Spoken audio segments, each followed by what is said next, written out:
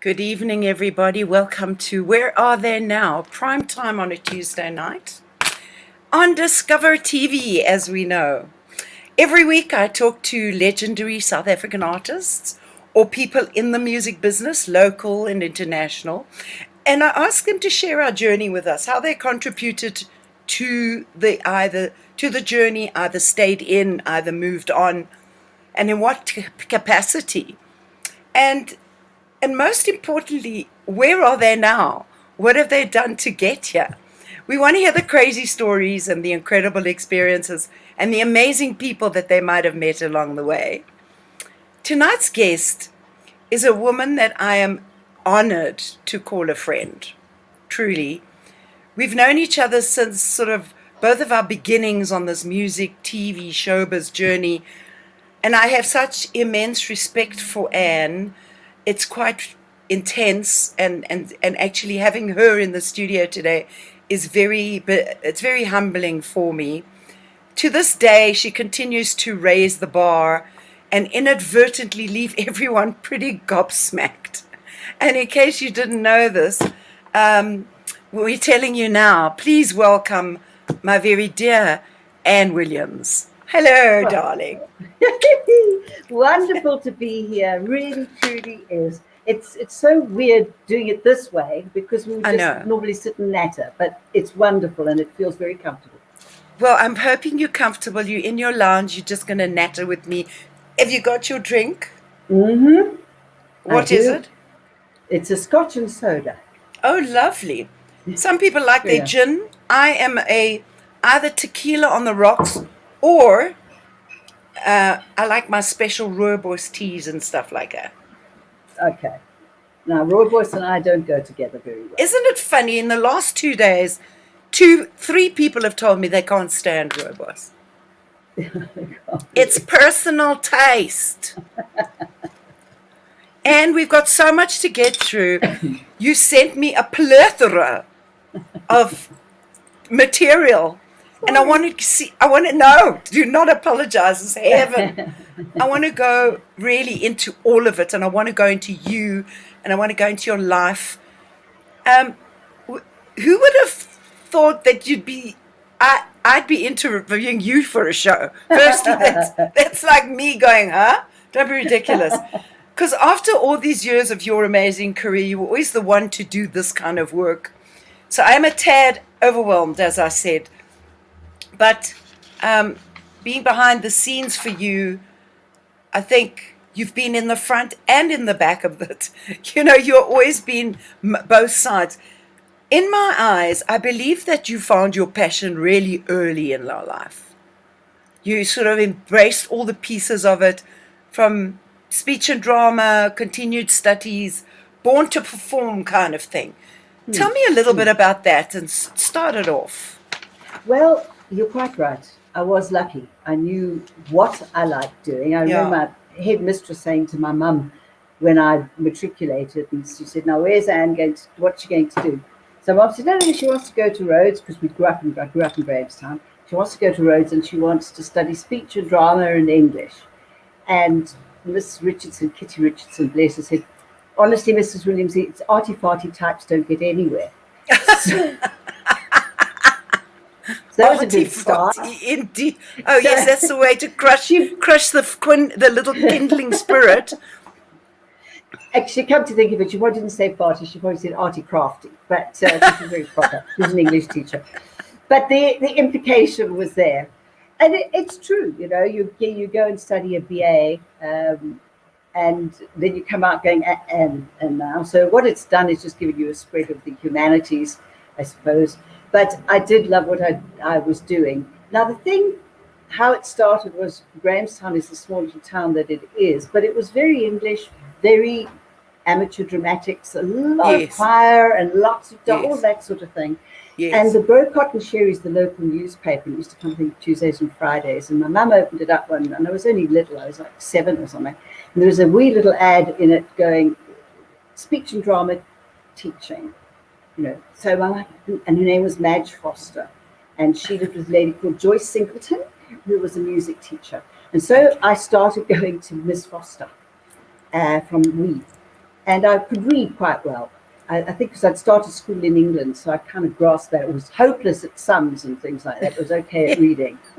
And so I was able to do that. And so she took me through my grades, and we moved on to other grades and so on. And because the town is so rich in what it does, culturally, it was a sort of a natural progression. And I kind of was good at it at school, not as I say, certain things, that's for damn sure, but that part was good. And so it was a natural progression. Leave Victoria Girls' School, bump into Rhodes, around the corner from where we lived, and that's really how it began. And then the television hadn't begun by then, so here you are, you've got a degree, and chaps from the SABC came by, visiting all the campuses, and looking for people to apply to work at the future television station. And is that how that happened? That's how that happened. They came in, but they were very, very SABC, as we know, those grey suits, grey shoes, grey. Nice hairdos. You, all of the above, you know. And here you are, sort of lefty students going, you know. Anyway, I then applied. Oh, and there was another little thing that happened, was that I worked at the motel in Grahamstown at the reception desk, Settlers Inn Motel.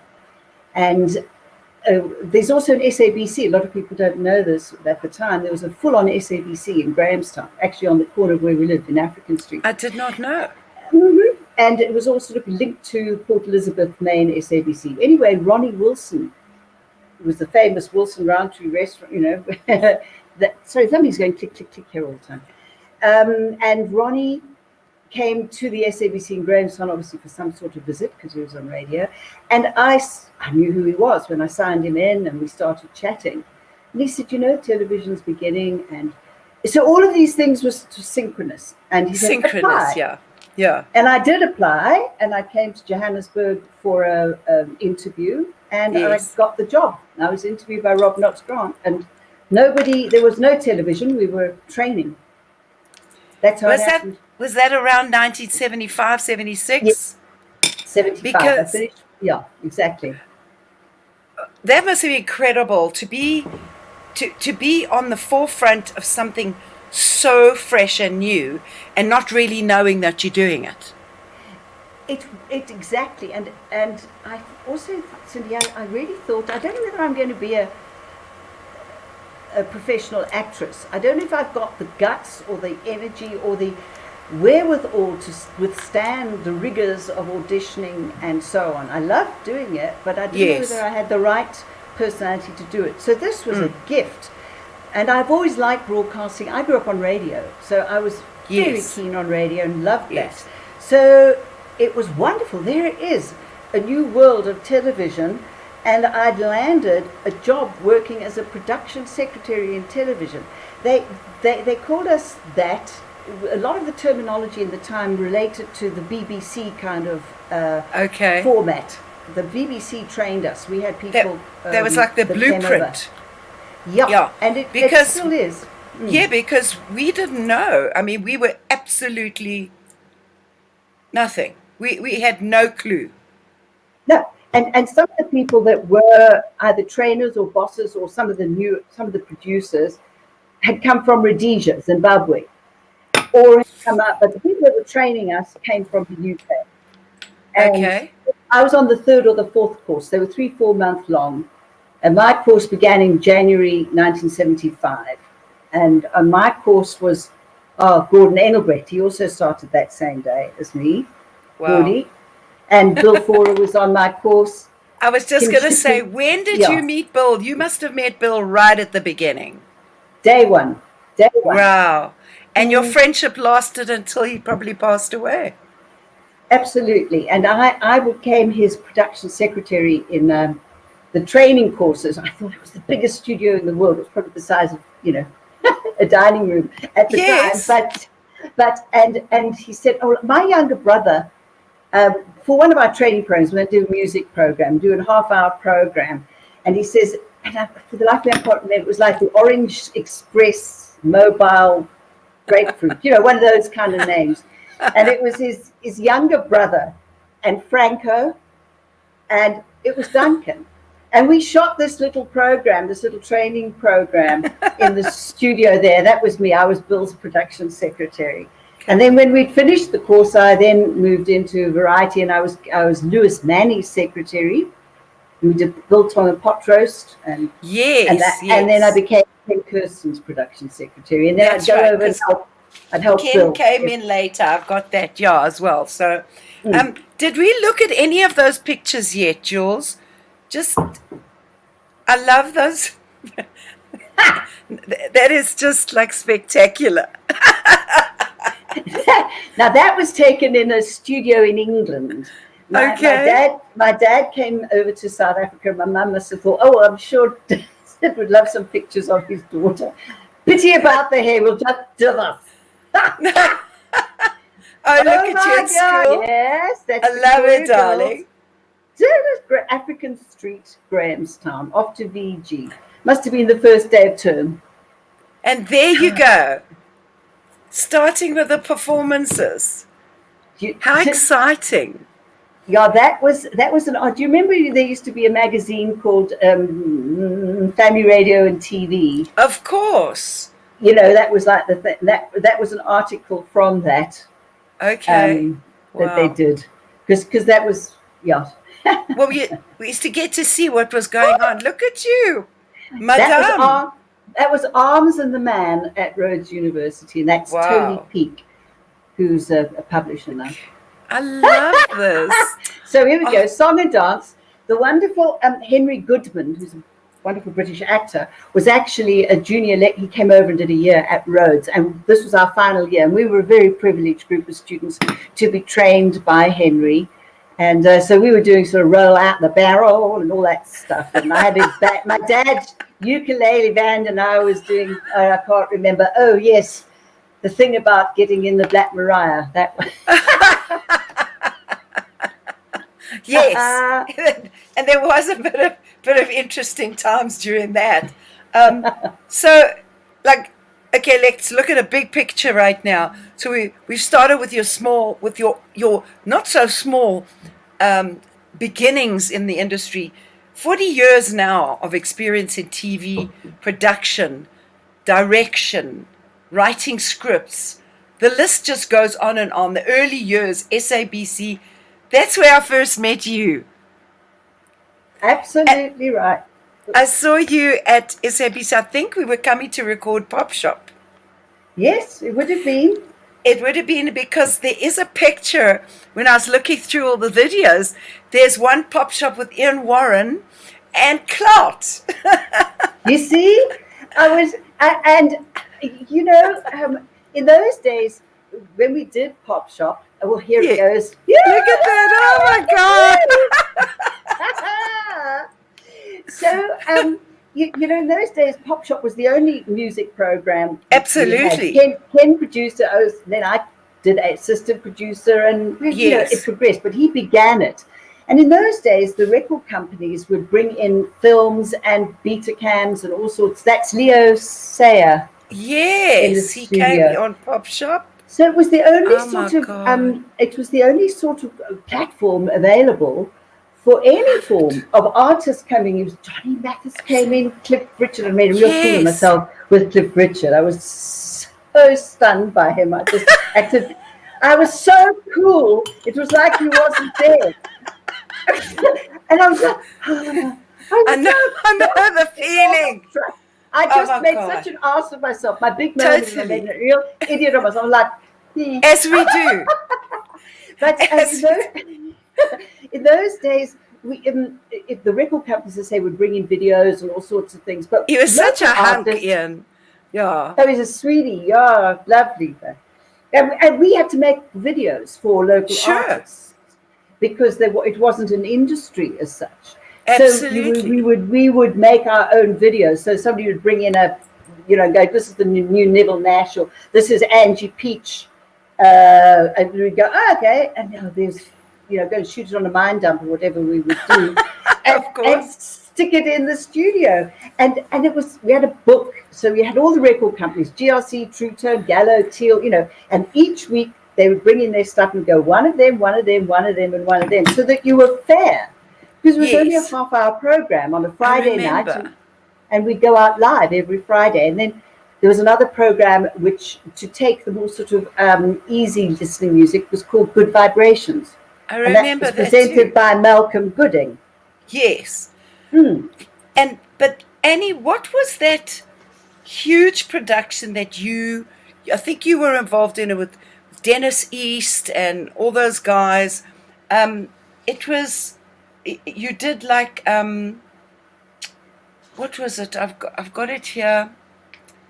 Kim Kelly, Neville Nash, all those portraits of, yes. It. And you were a guest on, so there were 10 programs in total. Ken did 5. Yes. He did Marley and Mamie and Leslie Ray and Joe Arthur and Cedric Sampson. Yes. I did Desiree, Jose Fernandez. And I was on his show, yes. Marlo, Scott Wilson, Kim Kelly, and now why can't I remember Zane Adams. Yes, so I did 5. And I asked you to please be a guest with Jose, and you sang that lovely Fat Larry song. Zoom, you take the way that, and you're wonderful. And you did something else. I'm trying to think what else. I did that duet with him. Something else. I sang, "Don't Go Break." Stop dragging my heart around. Stevie Nicks and Tom Petty. That was it. Oh my God, I remember. You made me laugh. It was last week when you were talking to Grant about choreography, and you're going, I can move, but don't ask me to do but 2 that steps. Was the show. And I thought, I know what she's talking about. That was the show that Kim Kelly, Ann Powers, they were the background dancers. And then eventually the choreographer just said to me, just stand in the middle and the other girls will dance around you. It's fine. I was like, I was so bad.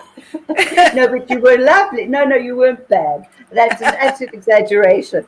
It was a good, those portrait albums were, they were a great series. Stunning series. I think we've got some of that on YouTube, I'm sure. Oh, that's Kim. That was Portrait of Kim Kelly. You know who's in that background with that one? That was Jethro, believe it or not. And the other one, that's our lovely Zane. God. Zane Adams. Oh, what a beautiful man. He was amazing. Zane was great singer. Yeah, Kim. There was the Portrait of Kim. I don't know if there's any others. I really was so slack about I've kept things, but all in one place. And in the day, I never kept major first generation, because we're talking about videotape, no digital here. So you needed to make a first generation copy. And I was such a goody two-shoes. I was going, no, I can't. It's the property of the SABC. I can't make a copy. So I've got VHS. And I don't know what I was thinking, because I don't know whether we can find that stuff anymore. Recently, it was about 2 years ago, there was a documentary makers were here in South Africa doing a documentary on Johnny Clegg. Yes. And we had done the first live concert of his, and I'd put like a half-hour program with the concert and videos and that sort of thing. And I said, there's a whole lot of interviews in there, which was the first time that Johnny had ever done a TV special for SABC, because quite rightly, he'd been banned and all sorts of things. And he just had a rough time. But he conceded, and I was very privileged that he trusted me to do it. And we did do a program. Well, that program can't be found yet. It hasn't been Can't. found. No. I swear. Is it in the archives somewhere in the No. bloody SABC? Who I do not know. All I have is a VHS copy of it. And well, you can have that transferred. Yeah, that's true. I can. There are people doing very good stuff now because the equipment is so good. I wanted to just check who we have here. Oh, we've got people saying hello, darling. People that come onto the show and say hello. Jenny Horton says hello. Francine, do you know Jenny? Jenny Horton? And then Francine de Gaard, she's from Holland, one of my old fans. She watches all the time. And Wesley Gazzers. Wesley. And Marilyn and Rolf and Gail, they're all there saying hi to you. Thank you, friends. How nice to know you're there. And I'm sure they're all relating to what we're saying. They're totally relating. I've got Nolene Kilcoyne. She comes to all the shows. She's a big music lover. Mark Vass. Mark. How's it, Annie? Mark. Big Vass hugs across the waters. Oh, how nice. I love that. Okay, and that's about it. So far. Some more coming. So far. Don't worry. People just keep coming. They keep coming. Yanni Briel. Oh, my neighbor. How's it, Yanni? And I have a question for you. If you weren't gonna do this, would you think you would have ended up in theatre? Definitely. I love theatre. It is my second, it runs parallel. As I said, I don't know my nervous system would have stood up to it. As you said earlier. I think I would have ended up being a journalist and writing and doing art reviews and that sort of thing. So it would have always been in the media in some way or form. I don't think I'd have been a florist or a, something like that. No, I don't think you were cut out to be a florist. But to me, it's quite amazing sometimes how life gives you what you want, sometimes without you knowing that that's what you want. You know what I'm saying? True, absolutely. You're so right, because that's the fact that television began at that point. I was there. Yes. Thank you, Lord, when it began. Yeah, when it that was a gap. It's these little gaps, and the gap takes you there, and it's like, I didn't know I was going to be here, but here I am. And then you make use of it. You multi-choice in your life. You become the multi-choice. And the thing that I know I never did was set a goal and go, all right, now in 1 year's time I'll have achieved this, then in 5 years' time then I want to be a producer, and then in 10 years from there I want to. It was never like that. I was just wallowing in this thing that was all happening around me. I didn't care what I was doing, where I was, who I was working with. I was just so excited by every moment of the life that I was living. So I never went, and I'm going to one day be a. Never even entered my head. I totally get that. It's been my life's purpose too. I mean, even when I was a kid, yes, I wanted to be a singer, but I was a singer. I was also studying drama. But I'm just saying the thought pattern that goes behind it. A lot of people do make goals and say, I want to do this, I want to do that, and all that kind of stuff. But I think some people, I say music chose me. So your career chose you. I was very lucky. Yeah. I can't imagine what it must be like to not want to go to work. It's very hard for people. Look, some other things that you've done, which I find very interesting and fascinating, but so much a part of who you are and what you represent, is your lecturing. That you've lectured at WITS, you've lectured at the other... UJ. UJ. Tell us a little about that. I love lecturing. I love doing, going and showing them, hey, like I've done this, look at this, I can help you do that, blah, blah, blah. So tell me, because you had a degree, so for you it was a bit easier to lecture. What you just expressed is that you love it, and I do too. And when I told you about doing all my grades at Grahamstown, that sort of thing, I then went on, and by the time I was in my matric year, I'd already, I'd qualified as a teacher, as a speech and drama teacher with Trinity College. And yes, so you did your Trinity. Trinities and all of those, even yes. first year varsity, it's all that. So when I did my degree as well, I did performance, and then also the teaching side of it. And I still to this day love vocal coaching, not as in singing, as in what you're saying here, that articulation, interpretation. I love all of and doing it. And I think, just answering a previous question, I would have been a teacher.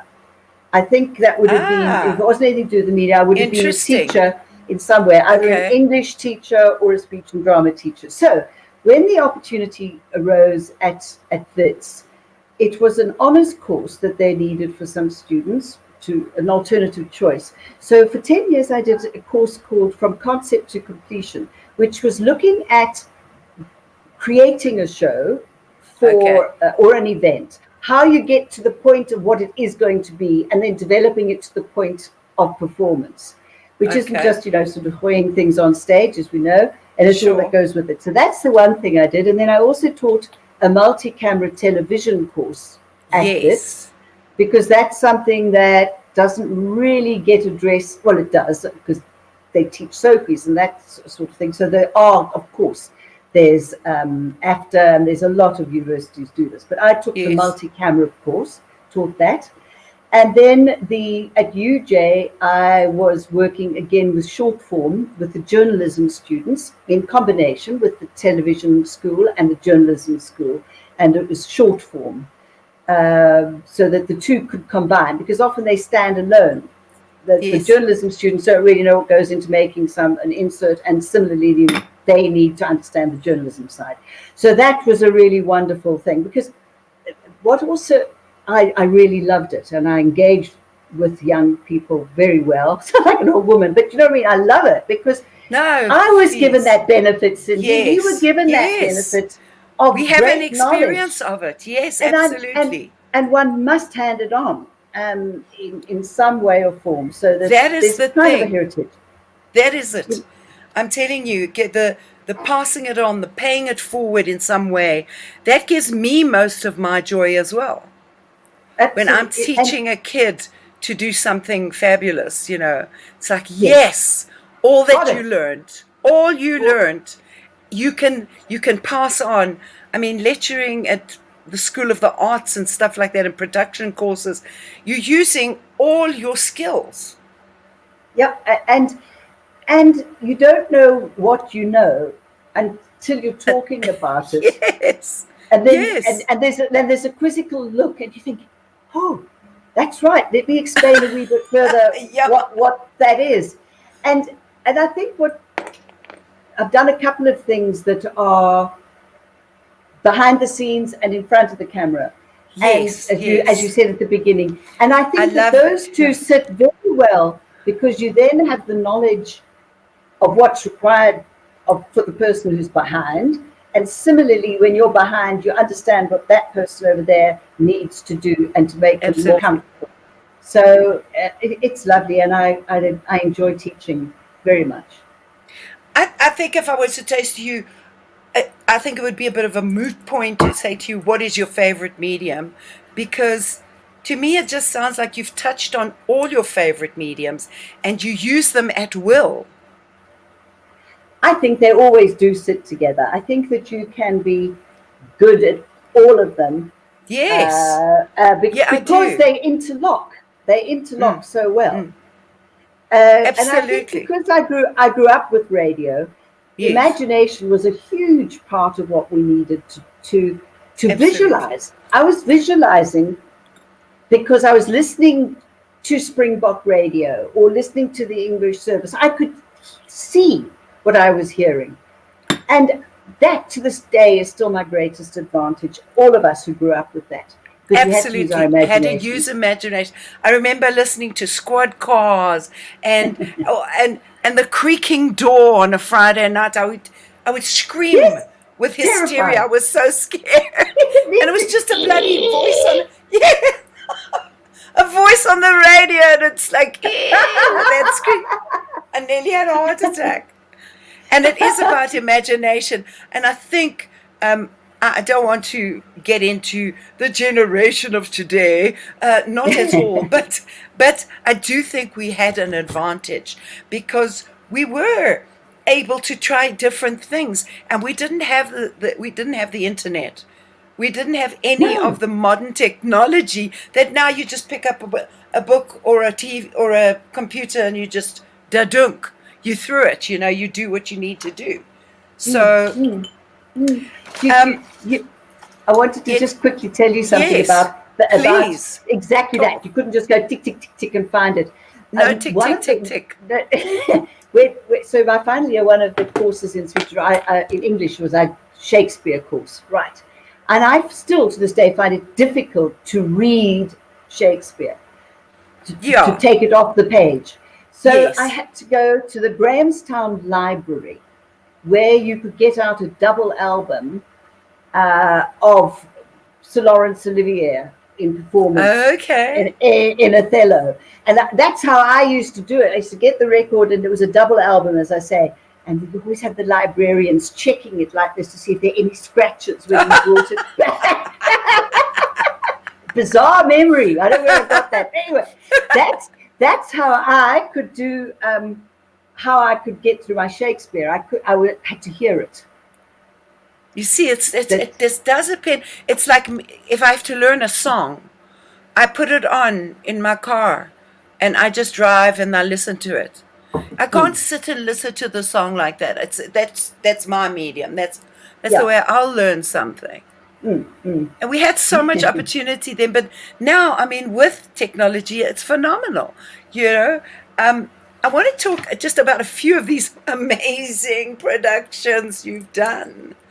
You've done some stuff. I mean, all right, let's talk of the Woman of the Year's productions. Mm, mm. Those So, are spectacular. well, the Woman of the Year Awards was a contract that we won with the SABC and was with ShopRite Checkers. And we Yes, did it for 5 years. And, yes, award ceremonies can be challenging for various reasons. I mean, you for, don't have anything to do with the choice of who wins. I think it's very clear that you must understand that is being run by the sponsor, and it's yes, theirs. And you then meet the requisite that they've asked of you. So we always tried to, and it was interesting. It was generally an all-female team, except my producer yes. at the time, Sean, and we really, and my friend Sarah Roberts was the designer, and good friends in the crew, great production secretaries and vision mixers and vision Yes. controllers, a very strong female team actually. And I'm not banging the drum about it. It's just that that's No, the way it was. no, And there were wonderful exactly. crew members. The guys on an OB crew are wonderful. They're the Yes. best friends and guys in the world. But those awards we were successful with because I think there was a need to show women doing what they do best, and Yes. to heighten that position. And ShopRite Checkers were the first people to actually start women's awards to Wow. sit on Women's Day. So they were the ones that began it. I wasn't in at the beginning, but I did do the last 5 that they did, and I really enjoyed doing them. The one nice thing about it was that it wasn't live. We could shoot it Okay, so like you a could week before, pre-record. so we could, Okay. and it was ready. But the shows that we did do that were live are the ones that I think are the most adrenaline rushing kind of what am I doing now? Kind of. Are you talking about things like Miss South Africa and all that And stuff? well, those things, or those opening ceremonies for the Africa Games. You're going, whoa, Yes. here we go, guys. And it's like the whole band, and we're all going, Oh, But I wonderful. think everybody's on board, I think everybody's going, And the most wonderful thing about going live or doing any of those things is that is it. There's no point in going, no turning back. I have a mouth. There's no turning back. It's gone, baby. Let's go forward. Hey, and the wonderful thing is sitting in the OB van. Anybody who's ever been there will tell you. Yes. Everybody's got comms on, and everybody is doing their job to the very best, because it depends upon this chain. Of course. And you have discretional hearing, such a term. You're kind of going, what was that? You hear somebody go, and you go, what was that? And you are able to discern whether it really involves you or it's actually somebody talking about a cable that you can't actually sort anything out. Okay.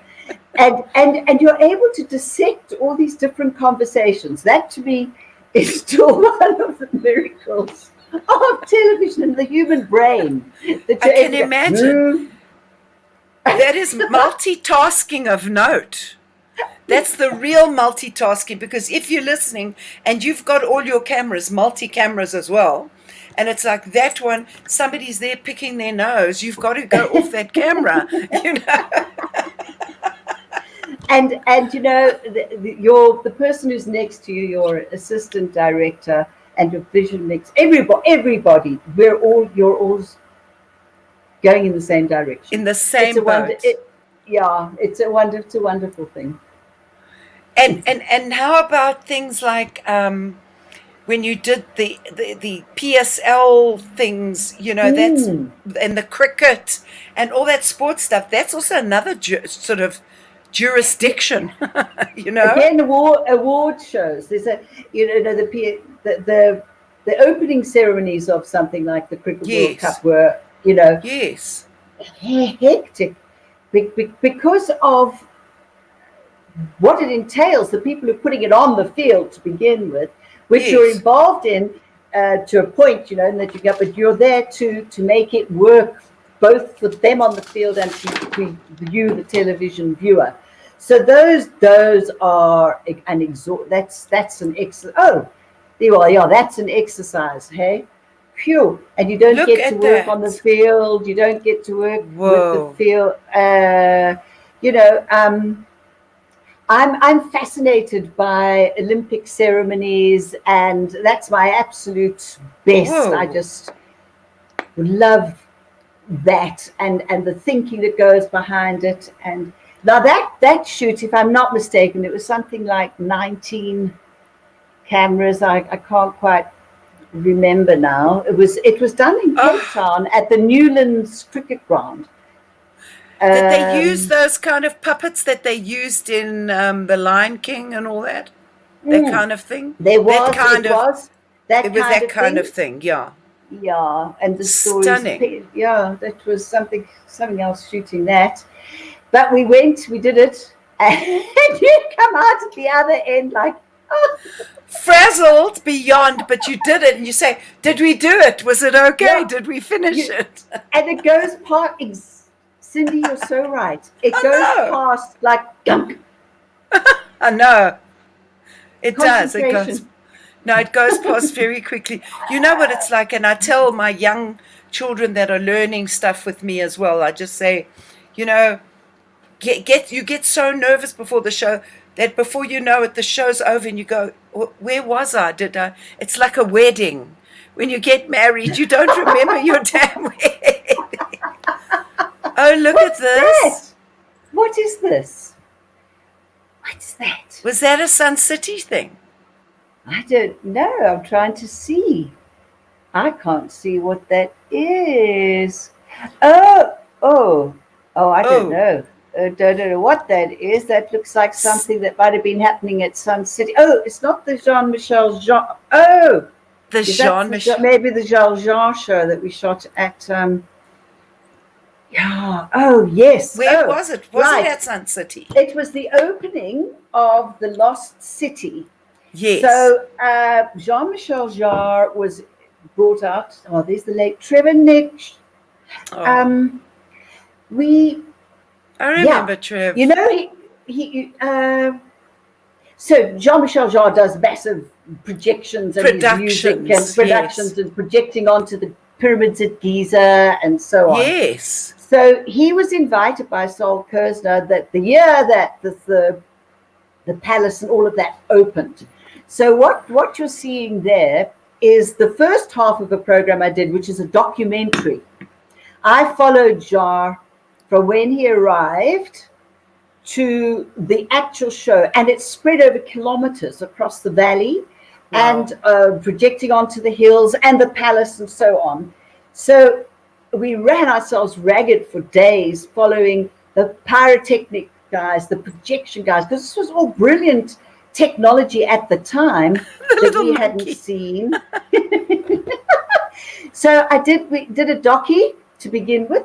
Yes. And then the other half of this program is the actual concert with all the flames and all the dancers and the projections and the pyrotechnics and all his music. That was an extraordinary production. I'm so pleased that it is available on YouTube because it's well worth seeing. He was a wonderful man. Should see it. Yeah, I can imagine. Because those creative guys like Mike Oldfield with the tubular bells kind of thing, they've got different kind of vision, those guys. I just want to tell you who's visiting. We've got Marion Vitek she's all the way from Germany. She runs my fan club in Germany. And Trevor Kerr, he looks forward to this every week. Thank you, my sweetheart. I'm so glad. Squad Cars. Yes, you remember Squad Cars. Roma Thompson. I'm watching as well, Annie. Roma is a stalwart of our industry, and she began as a production secretary, and then she became a commissioner at the SABC in the religion department, and she's now just retired. Wow, good for you, darling. And we've got Lazan Nell, who I'm teaching one of her children. He's very talented. He's on the, the Jacaranda have a kids rock band, and he's the guitarist in the band, and I'm training him his vocals. He's super talented kid. I want to talk a little bit about some of those really cool music shows that you've produced. I mean, this is classic, nerd for nerd. Oh, it's classic. Let me tell you, Johan Stemmert is an old dear friend of mine. He's a darling, and he's the producer of it, and the great, the mind behind all of these shows. But there we go. Television director, so fantastic. Television director, and I can't tell you what joy to do. Work with a team that is that professional, that slick, and turn it out. Oh, this day I nearly plus. I was so excited. Is that the Booker? Hey, the Booker were on, and I was doing my Cliff Richard kind of outfit, but I wasn't. You want to be cool, but you can't. Please, can I have a photograph? Yeah, of course. Oh, look at you. That's Vicky Katlego and Yakonel. Yeah, the Yako, we absolutely adore her. Gorgeous. And that's that guy from Espresso. Katlego. And Vicky Sampson. Yeah, what a lovely thing. Katlego, of course.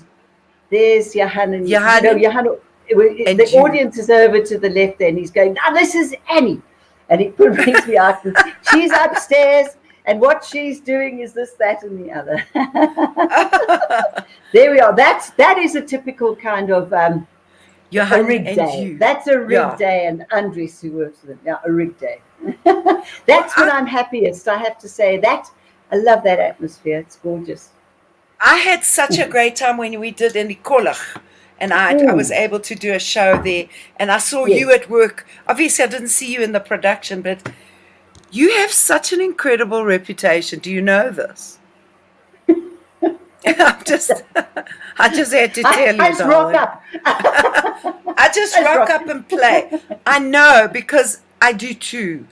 Wherever I go, I'm just here. They see me I'm always in my yoga pants and my sloppy, long, big bat-wing shirts and stuff. And I walk in and everybody's, oh, she's so nice. And then I get dressed for the gig and I'm a zhuzhum, somebody else. And they're like, is that her? So Yeah. we know how to dress up, Annie. If we have to, We we have know. to have a go. Got to have a go. You're also you worked with all those profile things were amazing. Pavarotti, that must have been very interesting. It was. It never got to air. It never got to air, unfortunately. Not at all. Nothing. I was the director for it. It poured with rain that night, and anyway, I did get to work with him, but as I said, it didn't get to air, and I think we best leave that one alone. That's fine. How about the lovely Krista Berg, Sigbongile Khumalo, Smokey, Paul Simon, Bonnie Tyler. Bonnie Paul Tyler. Simon, Bonnie Tyler. Oh my goodness. And Aha. Now, they used to come, oh gosh. I couldn't take the camera off the singer. I will just cut back to that. I couldn't take my eyes off the singer. Little cutaway to keep it back to Morgan. Yes.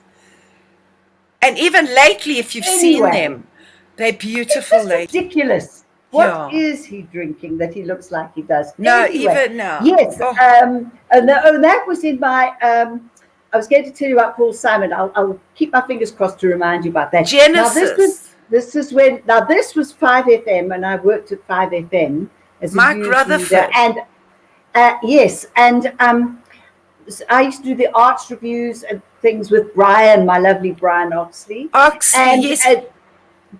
And so they came in for an interview.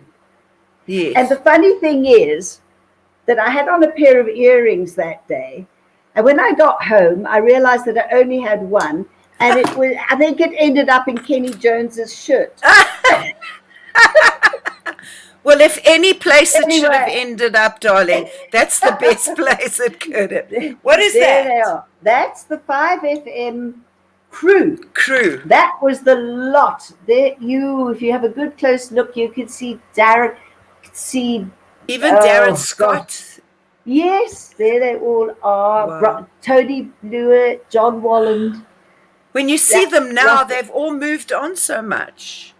Yeah, but all sort of still going. Still in radio. Oh, now that is Sun City. They used to do a big sort of Wheel of Fortune sort of thing. I thought you were one of the dancing girls, darling. Well, close. I love it. I co-presented with Terry Lester, the late Terry. That's Carlos Spetto next to me, Terry. That lady's name eludes me. Dave Who's he? I know him. Dave Pollicut, of course. God, he was a gorgeous man. Yeah, and there we are. And that was backstage at Sun City. Ooh, baby. How's the hair? And but the poinsettias. And the poinsettias on the dress. It's very attractive, Anne. It was a Christmas show. Okay. They can't say that's not attractive. Now, I've got my fingers crossed to tell you Paul Simon. The Paul Simon concert. Can I tell you about that? You have to. That's the only reason we're here, darling. We don't want to hear anything else. So Paul Simon was doing his Gracelands around the world tour. Yes. And he came to South Africa, and it was the Greenpoint Stadium. And it was the arse end of his tour. It was the last two shows of the whole world tour. So I watched the Central Park one as much as I could. And we had an OB van down there at the Greenpoint Stadium. We had a brand new OB van, which had just come off the ship. It was one of those fabulous new vans in the time.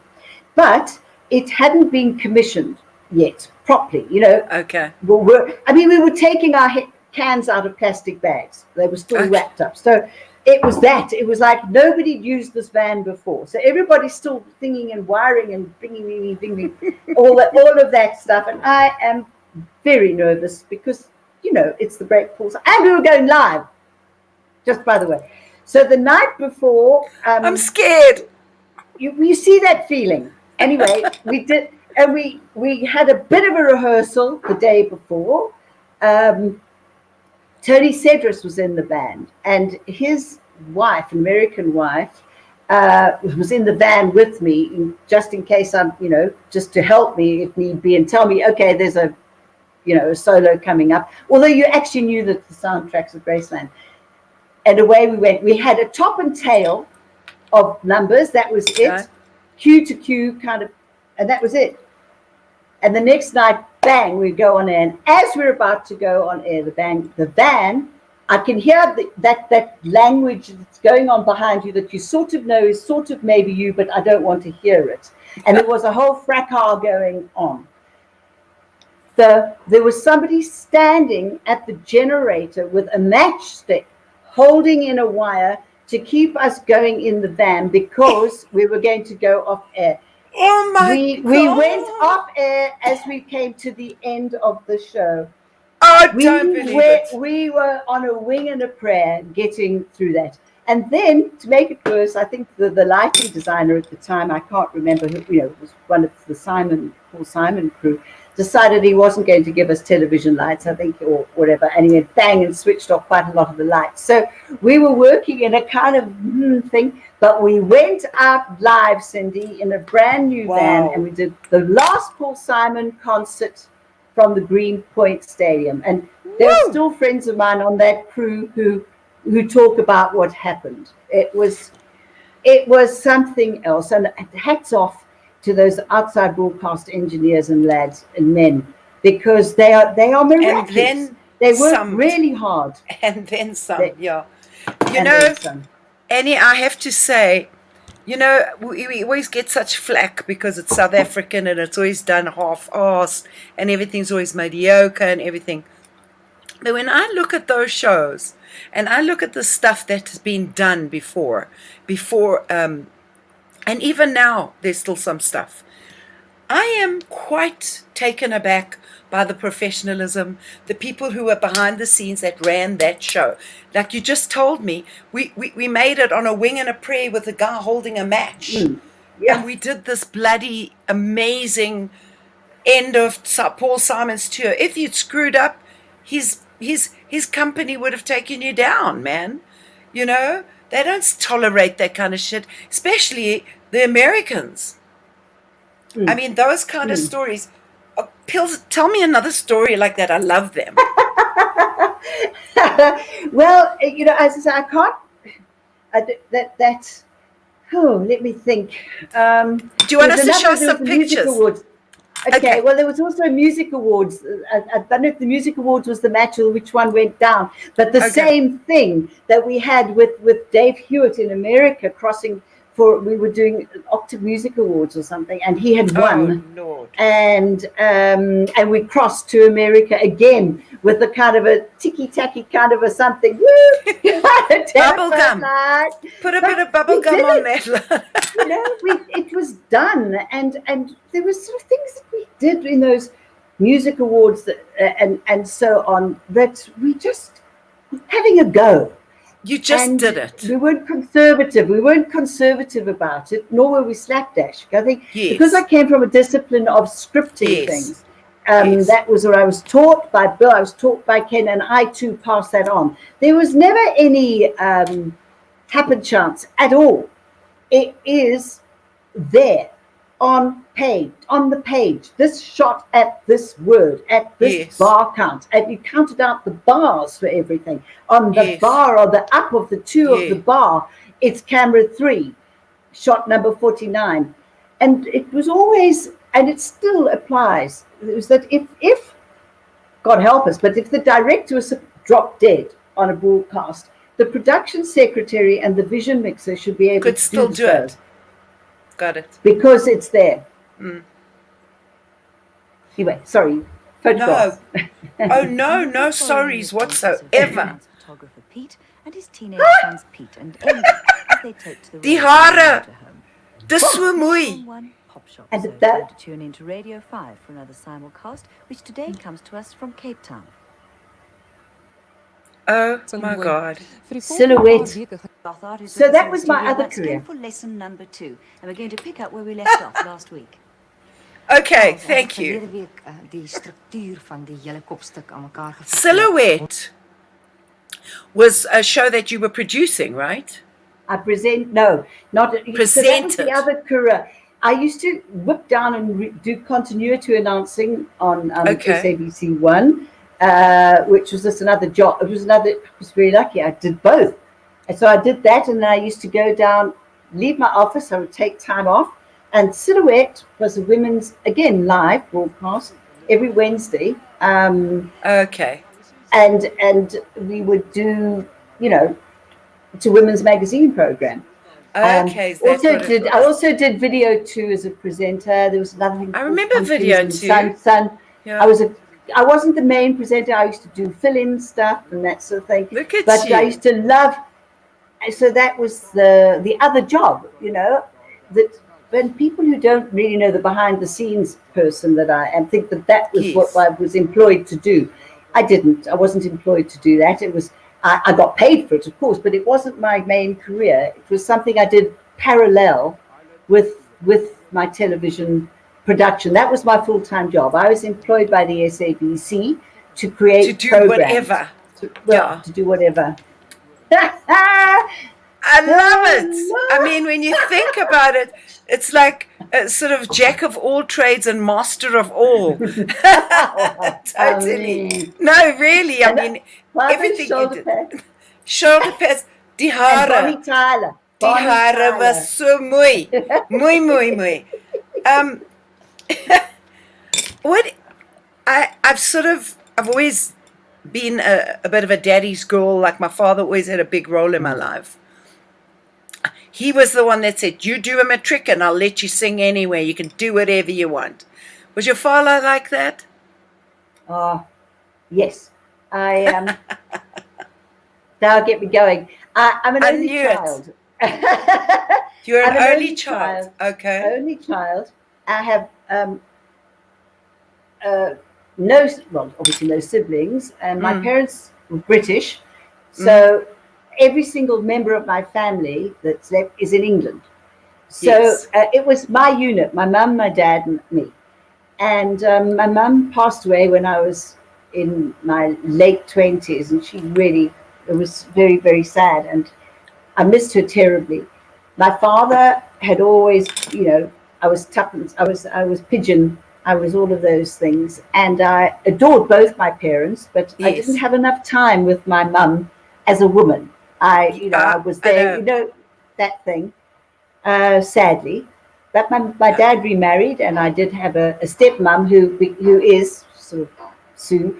But we were more like sisters. But by then I was an adult and I was living in Johannesburg anyway. But my father is the ultimate man that just loved me, could fix anything, do anything, Yes. always words of Yes. wisdom, one of the kindest, most loving people, and had always supported me all my life until he passed.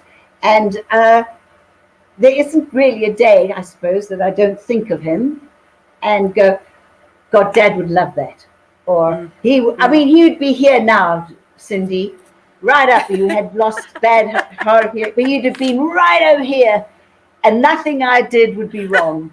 I love that. I love that. You see, that's, I think, what makes us who we are, Annie, that we come from places. A lot of people come from different places. Some come from a lousy childhood or whatever. But whatever, it's what you make of it. What we make of our lives. Yeah. What we continue to make of our lives. So I'm privy to maybe a few things that people don't know about you, maybe. Your partner, Gary, Gary Finsale. Funnily enough, I interviewed his son, your stepson, so to speak, last week. Yeah.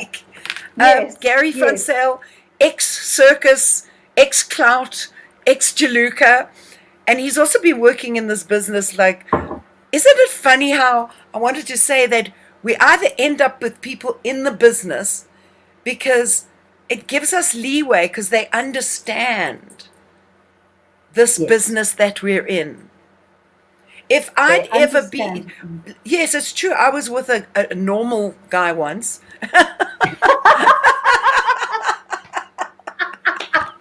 I'm sorry. That didn't come out like it should have. But I remember going to parties and stuff, and he would say to me, "But you leave me all alone and you talk to everybody." And I'm like, "Yes." And your question is, So exactly like me. It's also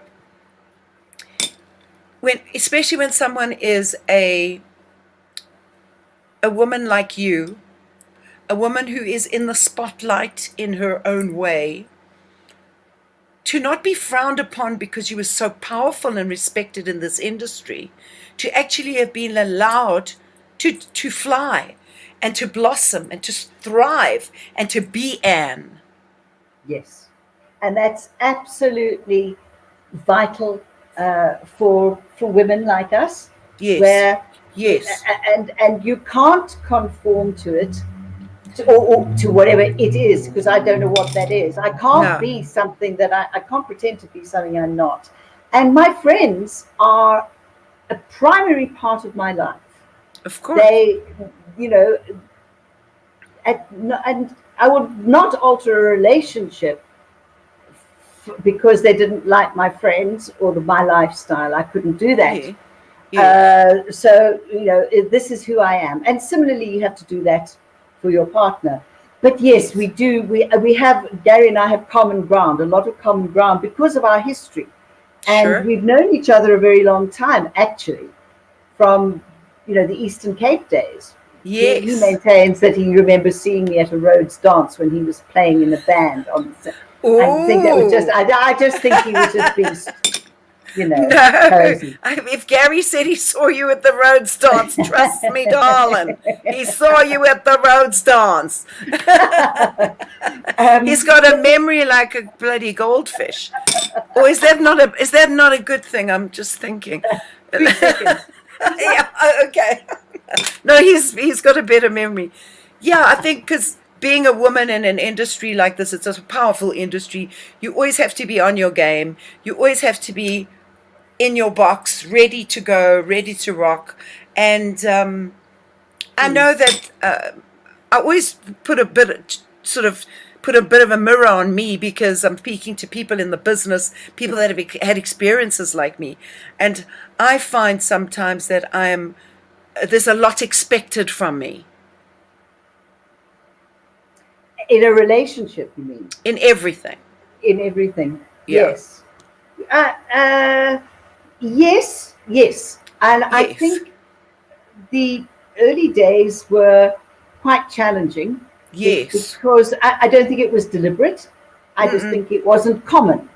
So if it hadn't been for the support of the guys that I worked with in Cruise, I wouldn't be feeling confident about what I can now say. But there were huge bouts of insecurity, certainly work-wise. Yes. I'm not, am I just this thoroughly sort of organized person, or what is this? And I really did sometimes feel that I needed to prove myself. Sure. Not. I wouldn't say it was a conscious thing, but in hindsight, looking at it now, I realized that was it. Yes. But again, generous men that I worked with, and that's I'm always very thankful for. Very lucky. They allowed it's the same as you in a band. Yes. I mean, it's a male-dominated world. Yeah. Very much. And it's that fine line being one of the guys and not being a wimpy woman, and it's that and not being too much one of the guys. You know what I'm saying? There's a couple of fine lines there, which we try and draw. I find at this stage of my life, I'm quite okay with my okayness. I'm okay. I'm fine. If I have a little tantrum and if I don't feel great, I don't feel great. Tough. It's Yeah. okay.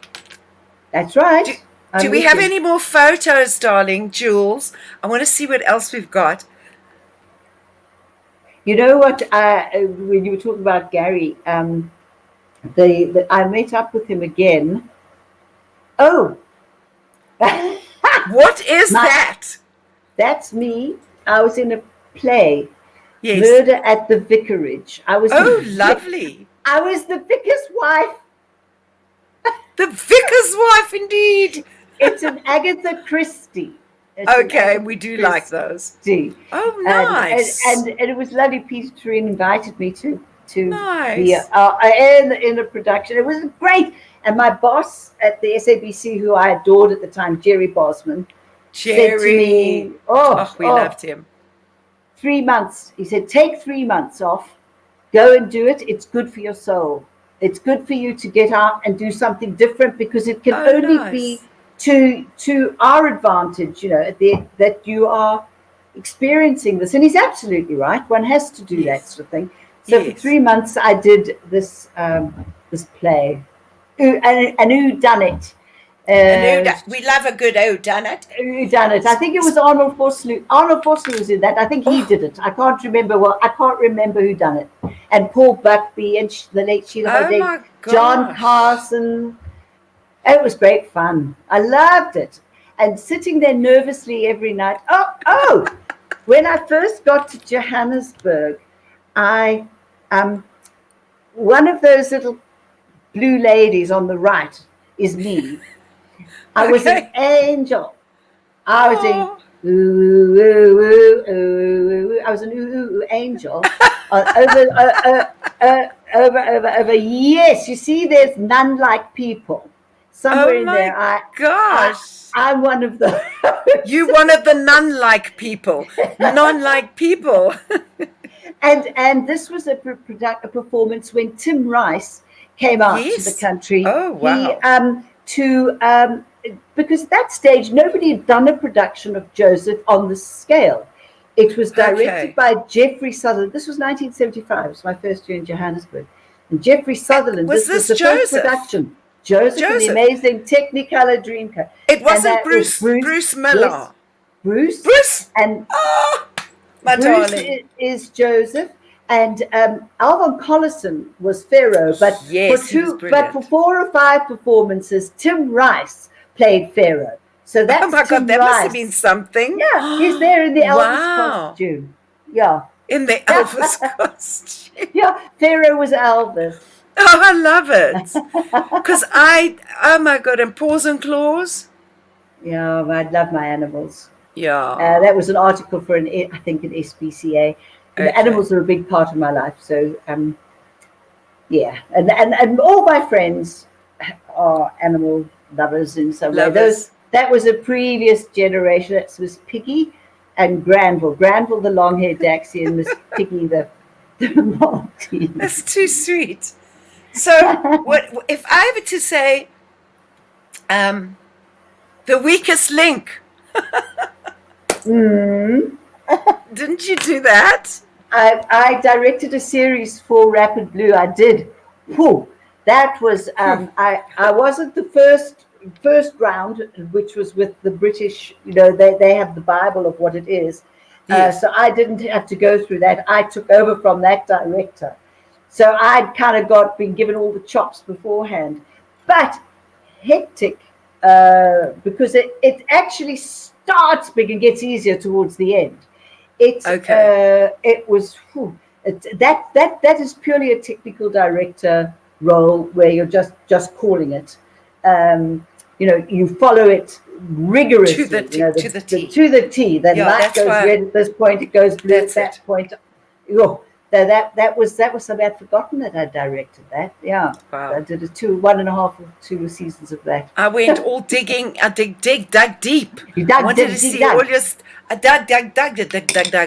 Oh, this was when I was at UJ working at IntelliLab, which was a very advanced division with in the entrepreneurial space, and Yes, we the started big doing interview. interviews. The big interview, and I was interviewing that's Dion Chang. So that was something I Oh, did not so long ago. It was sort of a business sort of space. Yeah, very good thinking. Oh, that's what I do and now now. you're on. Yes, I wanted to mention your radio career. You're on radio right now. Yeah, yeah, and classic is radio has changed a great deal since like from squaddies to this. There are so many channels. There are so many channels, so many radio stations. Such people are doing so much these days on Yeah, radio. And yeah. I always fairly amused, not amused, when I'm doing a podcast, and um, there are some wonderful podcasts, but they are done Yes, by people who are radio people yes. who know what it is to construct a piece, because But you do that's the what. TEDx stuff as well. Yes, the Pretoria ones, the Okay. training of the presenters, because often what happens, people have great ideas. There you They, go. they, It's they, brilliant. so I was brought in to help where people need it. Thank you, As Julian. thanks, Jules. You're so good. people, people who've got their ideas. It's a good talk, but the Yes. organisers of the event feel that it needs a bit more shaping. It could do a bit of editing, put this here, put that there, help with You do composure, that. help, Okay. and that's where I step in as a coach, and to reassure people, because it's quite a different thing standing up on stage and delivering something. It's Yes, it very is. easy to, and so that's the role that I play there. And again, you see, it's like the teaching. It's Yes. something that you feel is, I really enjoy it because I can offer assistance, And it and to comes see people naturally. flourish. Yeah, Yes. And it's a yes, natural thing for you. and yeah, I do. That's true. It's true. It's fairly natural, but it's also lovely to see people flourish. If you were sitting on your porch drinking a good whiskey as you are, Mm. would you say your life has been full? Would you say you've done what you wanted to do? Have you got more? Where are you? Where are you at right now? I always think there's more. Yeah. I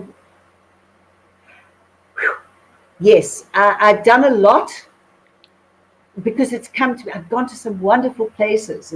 It's a great privilege. Been to so many incredible places around the world. I want to do more of it. I Yes. feel like I've got so much more within me to do. The situation that we are finding ourselves in at this time, for everyone on the planet, so it's not just me, is soul searching time. And then you do mull Definitely. over what you've done, Definitely. what you would still like to do. I still want to travel more. I would love to be able to do what I'm doing somewhere else, or make, it would be fabulous. Who just is my absolute best is watching Joanna Lumley the other night on her Oh, program that she travels, and she says, I get to do everything I've ever wanted to do. oh, And I think if there's anyone I envy, it's she, because that would I be understand. Because just she's doing a travel fantastic. program and she Right. gets to go everywhere and talk about the place and show the place around. That would be nice, hey? That would be a I nice could do thing to something like that. do. Yeah, let's do that. And she's on at the moment now with it's sort of the things we didn't see on the previous series. And there are Okay. guys with the boom and the microphone thing and a monkey hitting her on the head and a thing going. And I go, oh, I so know that. Yes, we've been there.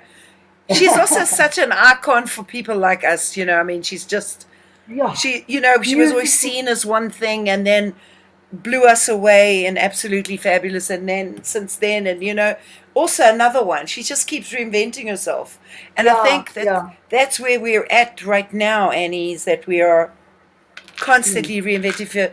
So when I say to you, where are you now, you're on the Mm. precipice of a new chapter. I hope so. Yes. I certainly haven't turned turtle. I haven't done, no. Uh, I just feel like what's the African Homer in? I'm just Ek hou maar in. holding Ja, in. ja. I need to conserve energy. I realize that much. Yes, That yes. you reach a point where you're kind of going, a bit sort of. I'm an auntie.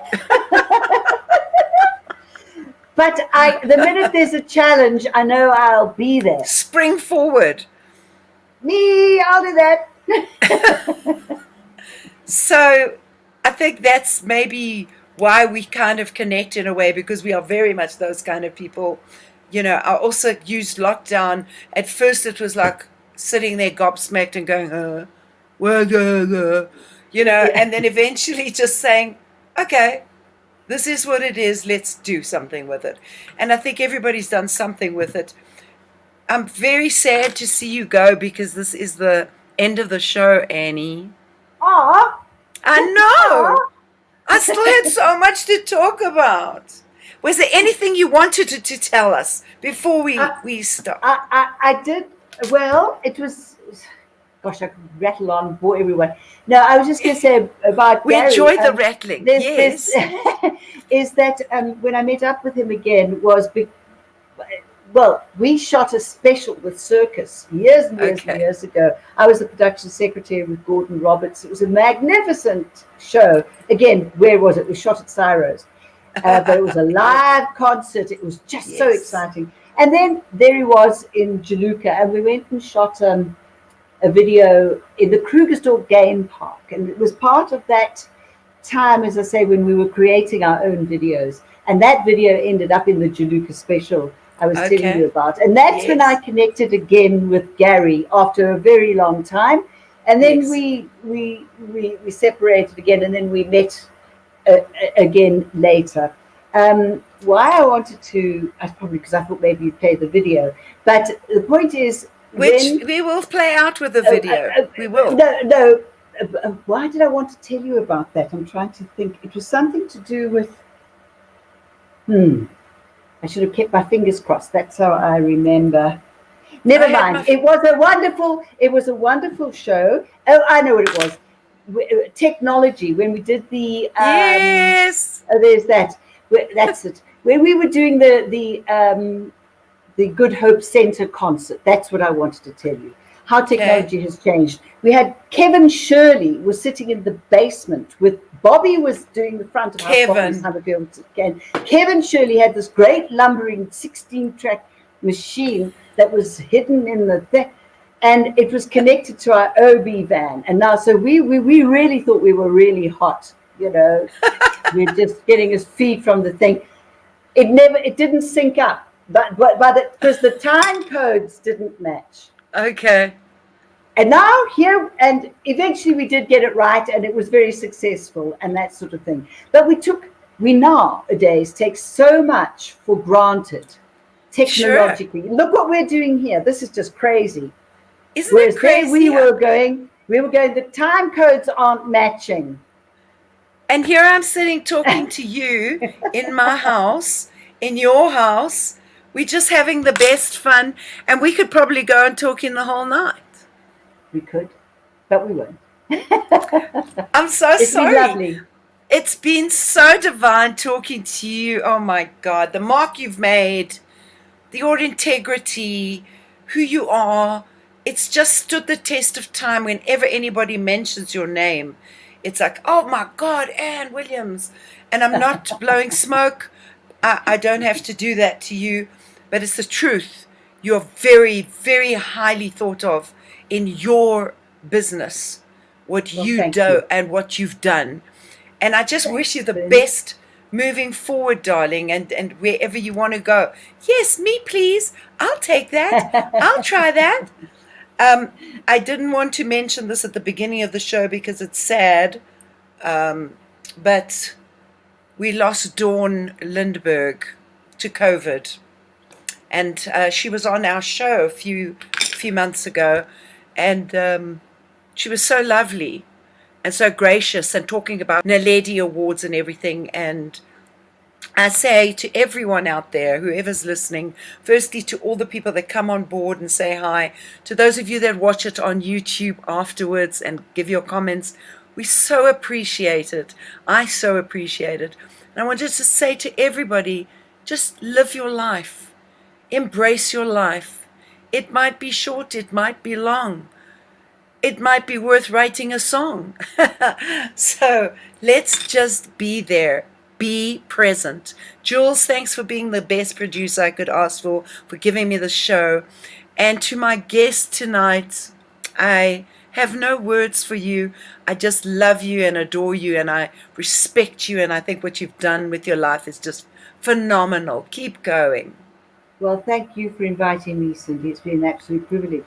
It's an absolute privilege to talk to you. Thank you. God bless. Mwah. God bless and lots of love. Bye, everybody. Have a wonderful evening.